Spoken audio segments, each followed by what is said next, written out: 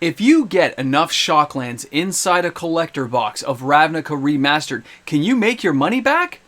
Stick around. Let's find out together.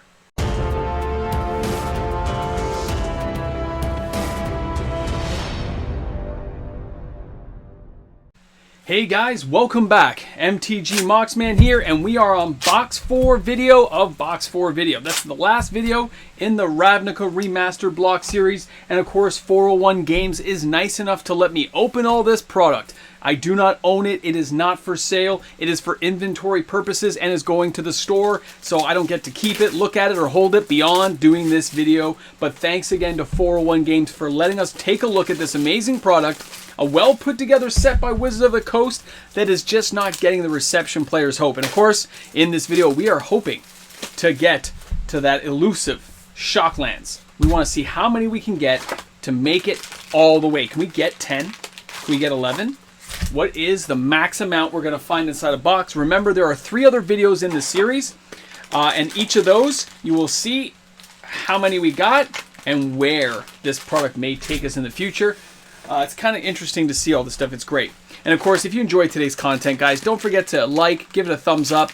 If you're new to the channel and you enjoy my content, love it if you guys would hit that subscribe button and join in the fun. We're here every day. I put new content out every single day of the week, so it's kind of awesome. And now I'm dropping boxes here, but it's okay.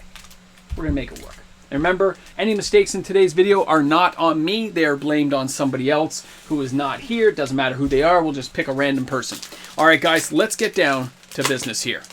This is our last video. I kind of know what to expect in a lot of this stuff. Card artwork and stuff is great. I enjoy looking at the stuff, but I know a lot of people out there are having trouble justifying the value, okay? That value is throwing people for a loop. Now, it is less in the States. Don't forget, if you're watching this from the US, guys, you guys get boxes a lot cheaper. Not just the conversion rate, but Canada and other countries do have import fees that actually hurt us. So, you have the dollar amount of, let's say, 30 to 35% of an exchange rate, depending on where the Canadian dollar is versus the US dollar. But at the same time, we also have like an import fee on these type of things, which costs an additional amount of money. So I think it's something like another 20-something%. So that's why the prices are always so radically different. And we don't get Amazon dumps here in Canada. Just to put that point out there, we don't get Amazon dumps. You guys get them, but we don't get them. So far, we have no Shocklands. What's going on? Did I miss a Shockland? I don't think I did. You guys, this is going to be one of those videos where, I mean, it's not my product. It's 401's, but this is going to be one of those videos where we don't get any, or we get like 2 or 3 Shocklands. Is this going to be like the worst of the worst instead of the best of the best? If they don't get at least 5 Shocklands, put your comments. Oh, there we go. Put your comments in there for 401 Games, making them, feel better about having to let me open all this product and not getting their money's worth out of it, right? I mean, I'm the one who gets to open it. I get to enjoy it. They get no thrill. I'm getting the thrill, and then I'm just giving them back the cards. Although I gotta admit, some of the artwork on these is spectacular. It really is. I look at it and just go, oh. So there are a few cards I'm definitely going to buy, because I don't think they're going to cost, especially the commons, uncommons that I think are nice, they're not going to cost me a lot of money. That's kind of cool. For somebody like me who wants to have some of these, but still trying to finish off a lot of my, things like Arabian Nights sets, having some of these cards at a cheaper price is nice. Right? Not all of them, obviously, like Shocklands and stuff. Some of these cards are going to hold more value than people realize.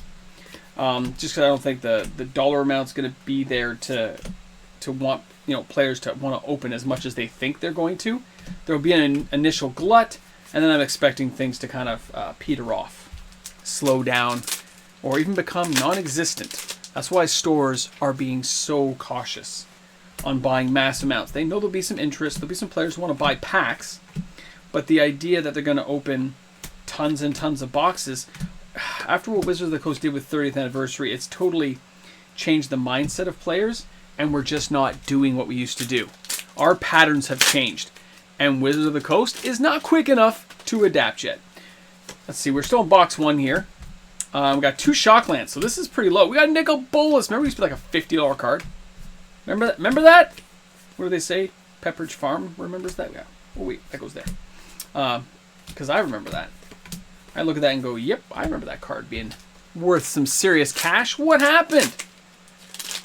Can you imagine if Wizards of the Coast, like, abandons reprints? Imagine they just don't do them. Wonder how people will feel then if prices start going all crazy. If they announce, you know what? We are going to put it in writing that we're not going to do any reprints. You're like, what? That'd be crazy. It's like, what'd you say? Yeah, just every card's a one-of. Never being reprinted outside the set. Every set would be new and unique. Although mechanics may be replicated. Something like that. I don't know. It's been on my head for the last little while. Of what Wizards may do to shift focus. Because they're great at misdirection, okay? I want you guys to understand, they're great at misdirection. They've created an amazing card game that we love to play. I never get tired of playing it. Week after week, I'm there. Playing with my friends, playing directly against friends on Arena. Although I don't like playing against people I don't know, because apparently the game hates me and gives me these... anyway, that's beside. That's not what we're talking about. But I look at it and say, I have fun every time playing. I can't help myself. It's just so much excitement to play the game. And it's a great way to have downtime, strategy, problem solving. Man, talk about, fun under one roof. But at the same time, they've done things like 30th anniversary. They've alienated player bases. They've geared products at wrong price points, in my opinion. Okay, guys, this was a 5-box. All right, so we got 5 in this one. 5 shucks. And we're going to move on to box number 2. Sorry, I was really kind of caught up in that conversation there. I apologize, everyone. Sometimes you get kind of caught up there and you're like, oh yeah, I'm opening packs. I'm not just having a talk here. Because I like to see what people think about stuff. I like to have those conversations and say, yeah, is that what you think? Is that what you think? Yeah, I want to know why you think that way. Bring it! Some people think they're offending me sometimes in the comment sections. It's like, nope. I just like to know what you guys are thinking. Anyone who fails to take in new information and be receptive to it, I like to think I'm not that old yet. And yes, I know the Mox Man had his birthday and he's getting old. You guys, yeah. Thanks, man. That's okay. I could take it. And again, 401 Games, thanks, man. This is epic. I love opening this stuff and seeing what we're getting. Like that artwork, awesome. Steam vents, not so much. The new Steam vent, like the full art one I saw, I'm like, it doesn't do anything for me. But I look at that Sacred Foundry, and it kind of reminds me of Star Wars. I don't know why, it just does. Thespian Stage. Deck on. And then we got like, yeah. I mean, when people look at this and they realize Murders at Karlov Manor is coming, right? And you think people are like, oh, they're getting excited for that? No. You know what I think people are excited for? Bloomborough. Bloomborough, I think is where... Hey, Watergrave. Bloomborough, I think, is where things are going to go. Modern Horizons 3, going to go. I mean, I know Bloomborough for me is going to be a very exciting set, okay? Very exciting. I can't help it. I'm excited. I want to play it. I want to experience it. And it's just one of those sets to just get you. For some reason, it brings me back to my childhood. See, that's Steam Vents. I'm glad we opened it, but at the same time, I'm like, the artwork does nothing for me. It doesn't bring that sense of wonderment when I see it. I think they could have done a better job. An artistic license, you know, everyone takes art a certain way. I'm no different. I like mountain scenes. What was that? Who did? I'm not gonna remember right now. Who's that guy that painted all the land scenes and stuff? And he did some, like, you know, they used some of his artwork for what's it called, for the Secret Lair, because that was pretty epic stuff. Bob Ross? Is that Bob Ross? You guys are probably correcting me right now in the comment section. I think it's Bob Ross though. It was pretty epic. Like, that guy can paint. That's all I'm gonna say. That kind of artwork, love it. Love that feel. I mean, it's because I grew up with it at my house. Those are the paintings we kind of had on the wall and stuff, but one of those things. All right, so this one here so far, guys, let's be honest. We're packing through here, and we can see that we're 4 shots in. We got 5. Well, that one opened really well. 5 packs left. Cloudstone Curio is a nice card. By the way, I don't like the Birds of Paradise in this one either, in case you're wondering. Just add my opinion on that one. I'm like, it's a meh as well. Yeah, we got 4 packs. So unless every single one has a Shockland, or 2 of these packs have 3 Shocklands each, we could reach 10.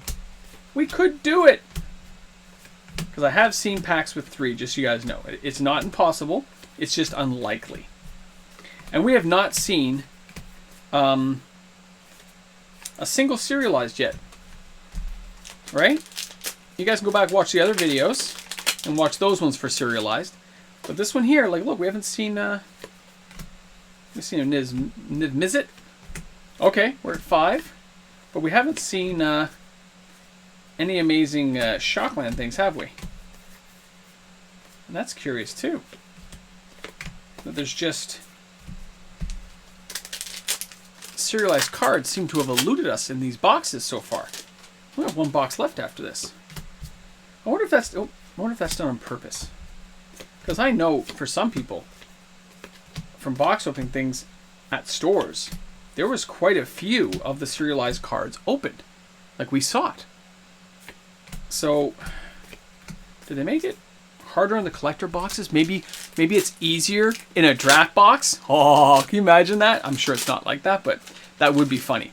If it was easier in a draft box, and that's how they're trying to get you to buy a draft box, is they're easier in draft boxes. Okay, you know what? We're up to 7. This is the last pack, but we got back up to 7. So that's not horrible, is it?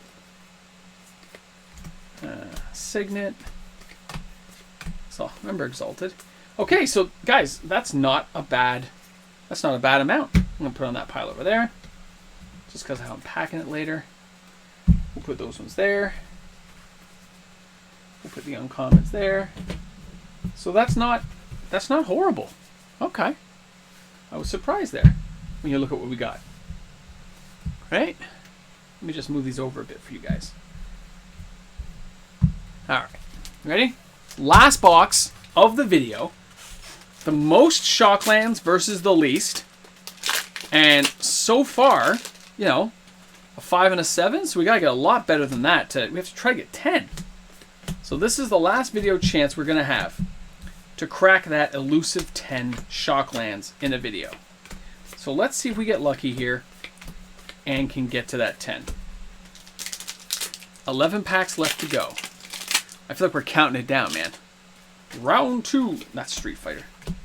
Ralzeric, Supreme Verdict. Great cards. But we are not getting Azorius Signet. And then a whole bunch of commons. It's funny seeing it doesn't seem weird seeing commons inside a collector box after things like the epilogue boosters and stuff. It's funny. Oh, okay. We got 1. We got Stompy. Let me just move this over. We got Stompy. So, Stompy is in the house. I'm gonna back these up again. Sorry guys, can I back this out a little bit? Let me see if I can. There we go. We'll back it out a bit. So, we got Stompy here. Everything else is in play. We are hoping. Dreadhorde General! The Gruul Gates. Okay, nothing else there. I mean, there's still a chance we can do this. Never give up, never surrender. Thespian Stage. Sphinx's Revelation. That card used to be brutal. Remember how expensive that card used to be? No, just feels thick. Gutter Snipe. Okay. Those are not going to do it. Okay. Guys, this is not looking good again. When I see videos like this, I feel bad for 401 Games. Because they're going to say, what were you doing? I'm like, you gave me the boxes. Okay, Temple Garden. Oh, okay, look. We just laid out Temple Garden, right? There's the Temple Garden. Now we got a Blood Crypt, same pack. So there's 2 in that pack. It puts you right back in the running to try to get to that number, to that elusive number. Wait. Oh, that's a Guild Gate. Okay. Threw me off for a second. I had to look. Like, there's that chance now. You're like, okay.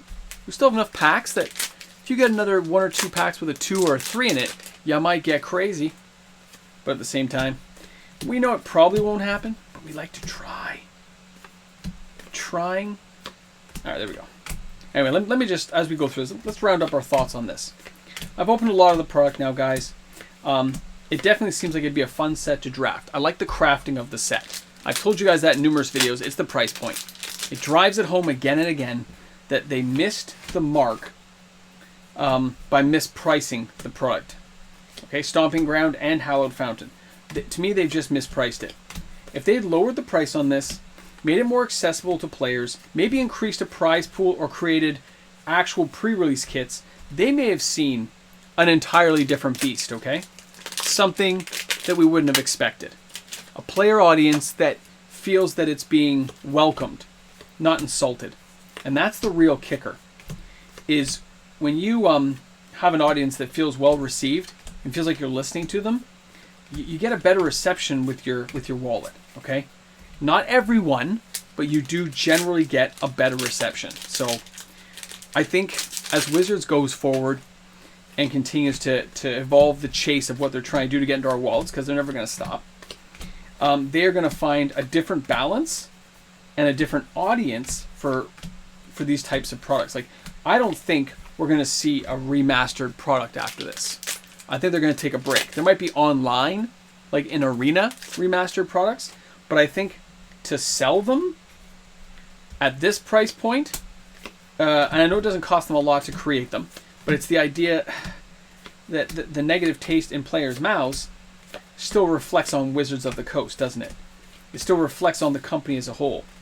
We're up to 7, guys, with 2 packs left to go. So, again, this box totally, well, that's very stiff.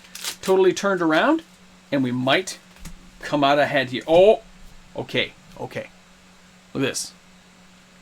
We got 7. We got 8. We only need 2 more. Oh, I thought it was one for a second. For some reason, that one caught my eye, and I was like, oh, but it wasn't. It wasn't. So, last pack.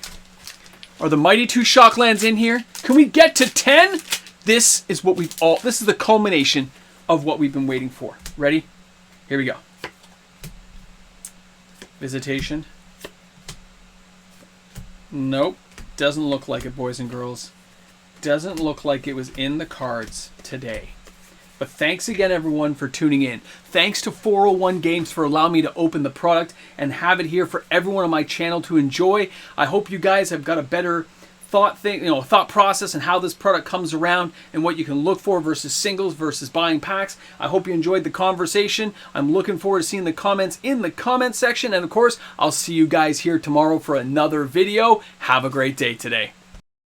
Big shout out and thank you to 401 Games and of course the amazing patrons I have on this channel who allow for this daily uploaded content. Thanks again for being supporters of the channel. I'll see you guys tomorrow for another video.